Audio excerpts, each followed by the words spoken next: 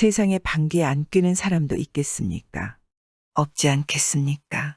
그런데 옛날에는 무슨 놈의 법이 아이가 어른 앞에서 방귀 뀌면 버릇없다고 야단치고 색시가 신랑 앞에서 방귀 뀌면 부끄러움을 모른다고 타박을 주고 이랬다지 뭡니까?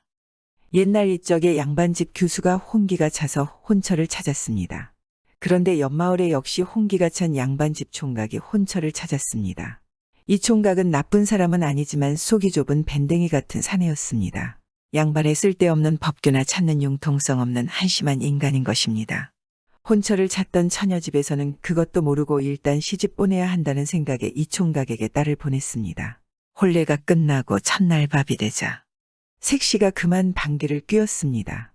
대례를 치른다고 잔뜩 고생을 하다가 마음이 놓여서 그런지 저도 모르게 신랑 앞에서 방귀를 뀌었단 말입니다. 그래놓고 나니 저도 부끄러워서 얼굴을 붉히면서 고개를 푹 숙이고 있는데 신랑이란 작자가 그걸 보고 안색이 싹 달라지는 것입니다.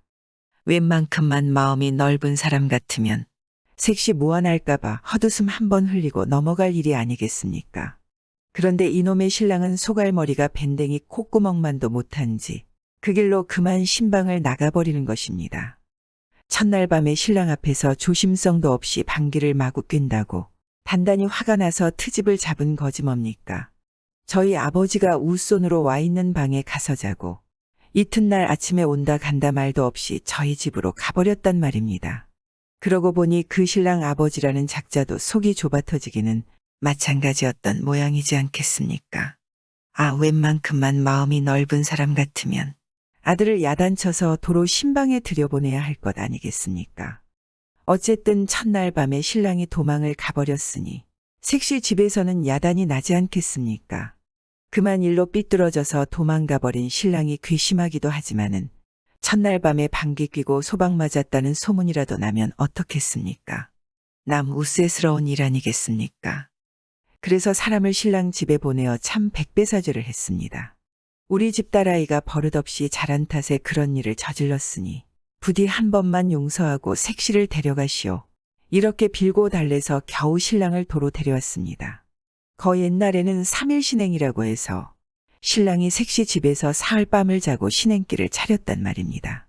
그래서 신랑이 사흘 밤을 잤는데 사흘째 되는 날 밤에 색시가 또 방귀를 뀌는 실수를 한 것입니다. 색시 딴에는 접대 한 번 실수한 일도 있고 해서 단단히 조심을 하느라고 했는데 원래 방귀하고 하는 것이 참으면 참을수록 더 나오는 법 아니겠습니까? 참다 아주 대판으로 뀌어 놓았단 말입니다. 이래 놓으니 신랑이 뭐 가만히 있겠습니까? 안 그래도 속이 밴댕이 콧구멍처럼 좁아 터진 외인이 2번씩이나 실수한 걸 두고 그냥 넘어갈 리 없지 않겠습니까? 두말 않고 그 자리에서 내빼버렸습니다. 2번이나 내뺀 놈에게 또 빌러 찾아 가기도 못하고 빌러 간다고 해서 고분고분 돌아올 사람 같지도 않고 해서 색시 집에서는 그만 두 손 들고 색시를 친정에 그냥 두었습니다. 그러니까 이 색시는 혼례를 치르기는 치렀으되 시집에는 못 가고 친정에 눌러 사는 소박대기가 된 거지 말입니다. 그런데 얼마 안 있어 이 색시 배가 불러오더니 다리 차서 아이를 낳았습니다. 참 떡두꺼비 같은 아들을 턱 낳아 놓았단 말입니다. 이 아이를 잘 키워서 10년 남짓 지나니까 글방에도 다니고 놀러도 다니고 하는데 하루는 아이가 글방에서 돌아오더니 제 어머니더러 어머니, 글방에 갔더니 아이들이 날 보고 애비 없는 후레자식이라고 놀리는데 대체 우리 아버지는 어디에 계시나요? 이러고 묻지 않겠습니까? 아이한테 사실대로 말하기가 못하기도 하고 은근히 속도 상하고 해서 슬쩍 둘러대기를 저기 바닷속에 꽁하고 엎드려 있는 밴댕이가 너희 아버지다. 했습니다. 방귀 좀 뀌었다고 달아난 남편이 얼마나 미웠으면 그랬겠습니까?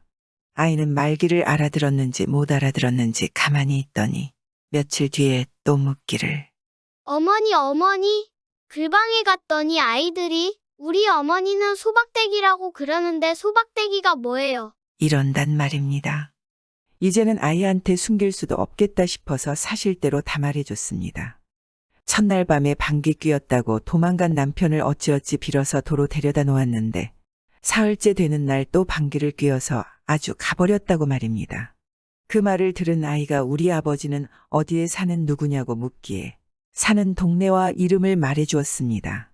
그랬더니 아이가 무슨 생각을 했는지 제 어머니더러 호박 씨를 한 봉지 구해달라고 그러는 것입니다.